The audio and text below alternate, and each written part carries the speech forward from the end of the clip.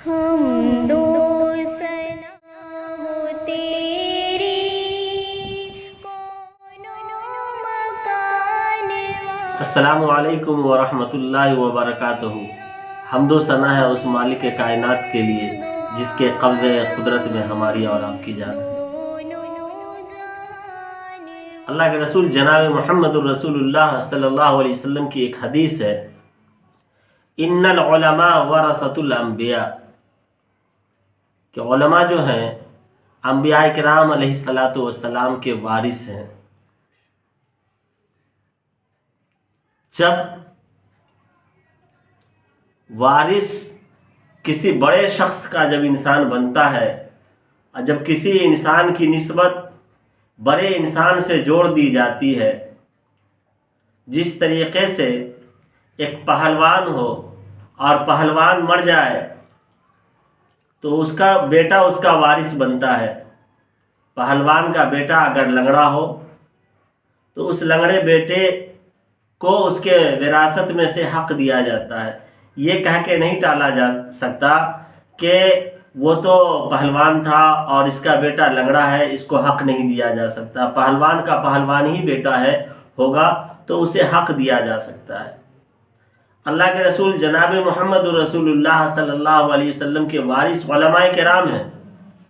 اب علماء کرام میں اگر کوئی عالم اتفاق سے ایسے عالموں سے ایسی گمان نہیں کرنی چاہیے کہ عالم خراب ہوتے ہیں یا عالم گناہگار ہوتے ہیں یا عالم سے بہت سارے گناہ سرزد ہوتے ہیں۔ اللہ تبارک و تعالیٰ کی خشیت ہوتی ہے عالم کے اندر، اللہ کا خوف ہوتا ہے، اللہ کے اعمال کے اللہ کے بتائے ہوئے اعمال پہ چلنے والے ہوتے ہیں عالم۔ لیکن اس میں سے اگر کچھ ایسے عالم ہو جو اللہ کے احکام پر پوری طریقے سے نہیں اتر پا رہے ہوں، لیکن پھر بھی عالم کی عزت ہمارے لیے ضروری ہے، کیونکہ عالم کی نسبت جو ہے جناب محمد الرسول اللہ صلی اللہ علیہ وسلم کی طرف ہے، تو جتنی محبت، جتنی انسیت، جتنا لگاؤ جناب محمد الرسول اللہ صلی اللہ علیہ وسلم سے ہم رکھتے ہیں، اتنی ہی لگاؤ جو ہے علماء کرام سے بھی ہمیں رکھنے کی ضرورت ہے۔ اور دوسری وجہ یہ ہے کہ انبیاء کرام علیہ الصلاۃ والسلام سے گناہ نہیں ہوتے، کیونکہ انبیاء کرام علیہ الصلاۃ والسلام معصوم ہوتے ہیں۔ لیکن عالم جو ہوتا ہے غیر معصوم ہوتا ہے، اس سے گناہ بھی سرزد ہو سکتے ہیں، اس سے خطائیں بھی ہو سکتی ہے، اس سے لغزشیں بھی ہو سکتی ہے۔ تو کسی عالم سے گناہ کا ہو جانا، کسی عالم سے لغزش ہو جانا، کسی عالم کے اندر کوئی کمی بیشی ہو جانا، تو اس سے عالم سے دوری بنائے رکھنا، عالم سے دور ہو جانا، یہ کسی حد تک درست نہیں ہے۔ عالم کی محبت ہونی چاہیے جناب محمد الرسول اللہ صلی اللہ علیہ وسلم سے نسبت کی وجہ سے۔ جس طریقے سے جب ہم بھینس پالتے ہیں تو اس کے دودھ سے ہم فائدہ اٹھاتے ہیں، اس کے دودھ کو استعمال کرتے ہیں، اس کے دودھ کو پیتے ہیں، اس کے دودھ کو اپنے لیے غذا سمجھتے ہیں، اپنے بچوں کے لیے غذا سمجھتے ہیں۔ لیکن جب بھینس پالتے ہیں تو اس کے غلاظت کو بھی صاف کرنی پڑتی ہے، اس کو نہلانا بھی پڑتا ہے، اس کے طرح طرح کے ناز نخرے کو برداشت کرنا پڑتا ہے۔ اسی طرح عالم ہے، جب عالم سے ہم اچھی بات سیکھتے ہیں، عالم سے جب ہم فائدہ اٹھاتے ہیں، تو اتفاقی طور سے عالم کے اندر کوئی کمی آ جائے، کوئی کوتاہی آ جائے، تو اس عالم کے اس کوتاہی کو بھی درگزر کرنا ہے، عالم سے محبت کو کم نہیں کرنا ہے۔ یہ انبیاء کرام علیہ الصلاۃ والسلام کے وارث ہیں، ان کا مقام بہت بڑا ہے۔ جو انبیاء کرام علیہ الصلاۃ والسلام کے وارث ہوتے ہیں اس کا مقام بہت بڑا ہوتا ہے۔ جس طریقے سے کسی بادشاہ کا بیٹا ہو اور وہ اس کا وارث بن جائے، اس کا بیٹا، تو اس کے بیٹے کی بھی لوگ عزت کرتے ہیں۔ اسی طرح سے جناب محمد الرسول اللہ صلی اللہ علیہ وسلم کے یہ وارث ہیں علماء کرام، تو ہمیں علماء کرام کی بھی عزت کرنی چاہیے۔ اگر ہم علماء کرام کی عزت نہیں کر رہے ہیں، ان کی توقیر نہیں کر رہے ہیں، ان کے خلاف ہم انگلیاں اٹھا رہے ہیں، ان کے خلاف ہمارے دلوں کے اندر بغض ہے، حسد ہے، ان کے خلاف ہمارے دل میں اگر کوئی داغ ہے، کوئی کینہ ہے، تو دوستو یہ جناب محمد الرسول اللہ صلی اللہ علیہ وسلم سے محبت میں کمی کی علامت ہے۔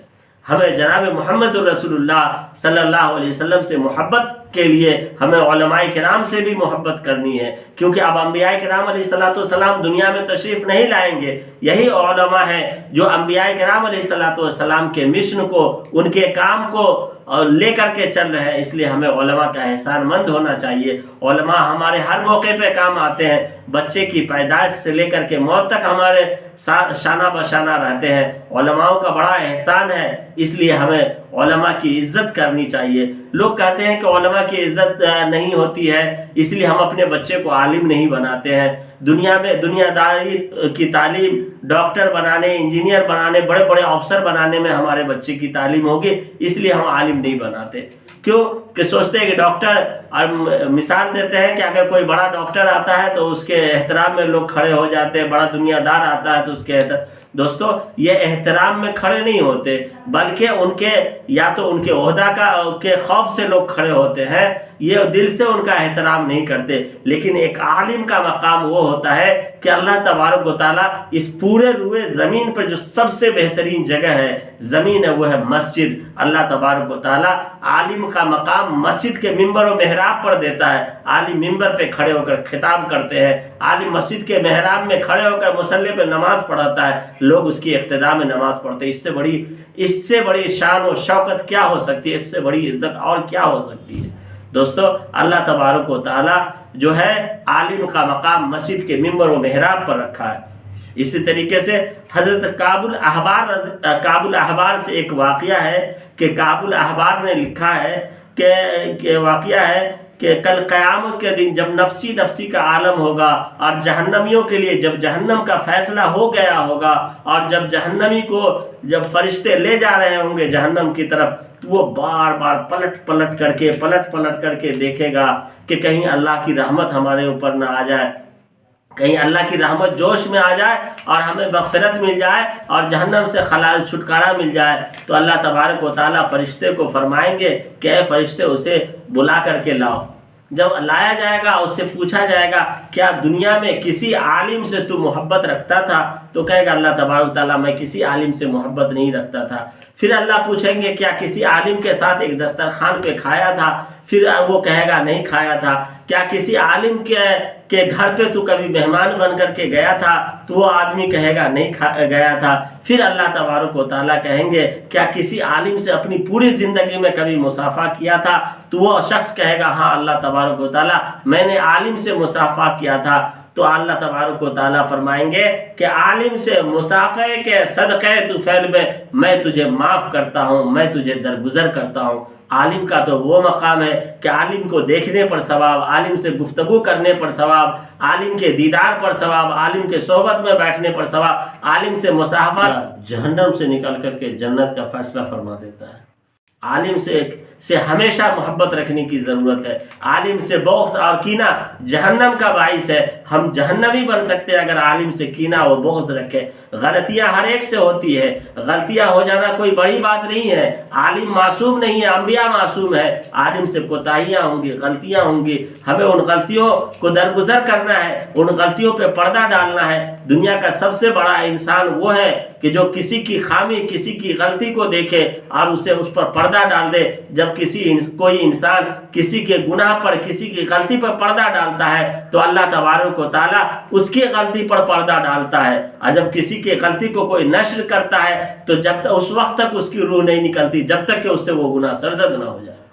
تو اس لیے عالم کی توقیر کرنی چاہیے، عالم سے ہمدردی، عالم سے محبت رکھنی چاہیے۔ عالم سے محبت سے اللہ تبارک و تعالیٰ ہماری زندگی کے اندر بھی بہاریں لائے گا، ہماری زندگی کے اندر بھی ترقی دے گا، ہماری عمروں میں ترقی دے گا، اور سب سے بڑی بات کہ ہماری اولاد میں عالموں کو پیدا فرمائے گا، اور ہماری اولاد میں علم کا نور عطا فرمائے گا، اور ہماری اولاد جو ہے علم کے نور سے بہرہ ہوگی۔ اگر ہم عالم سے محبت نہیں رکھتے تو ہماری اولاد سے بھی علم کا نور چھین لیا جائے گا۔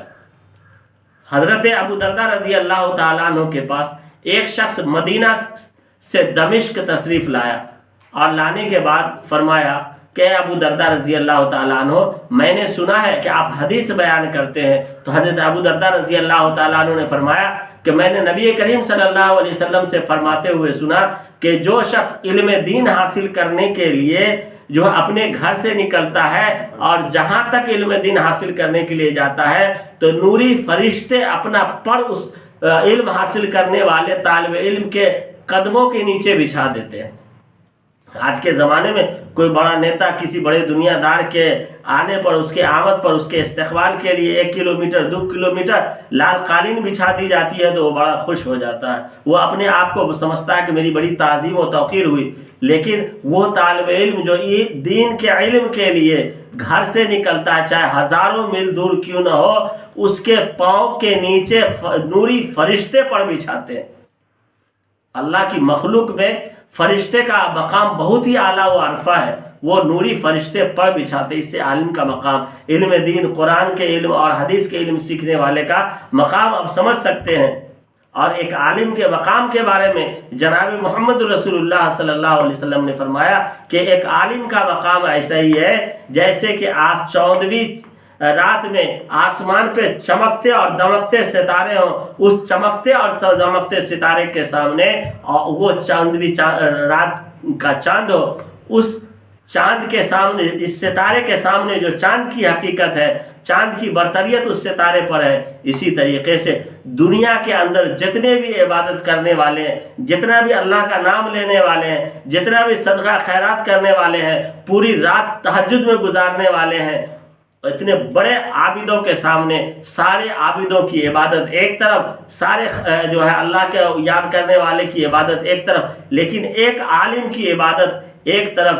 جس طریقے سے تمام ستاروں پہ چاند کی فضیلت ہے، اسی طریقے سے تمام انسانوں پر، تمام عبادت گزاروں پر، تمام زاہدوں پر جو عالم کی فوقیت ہے کہ ایک عالم تمام عبادت گزاروں پر سب سے اعلیٰ و عرفہ ہے۔ اللہ تبارک و تعالی ہمیں عالم کی عزت و توقیر کرنے کی توفیق عطا فرمائے، عالموں سے ہمدردی رکھنے کی توفیق عطا فرمائے، عالموں کی محبت کو اپنی زندگی میں اتارنے کی توفیق عطا فرمائے، اور عالموں سے محبت کی طفیل ہم تمام لوگوں کی اللہ تبارک و تعالی مغفرت دنیا میں بھی فرمائے اور آخرت میں بھی فرمائے۔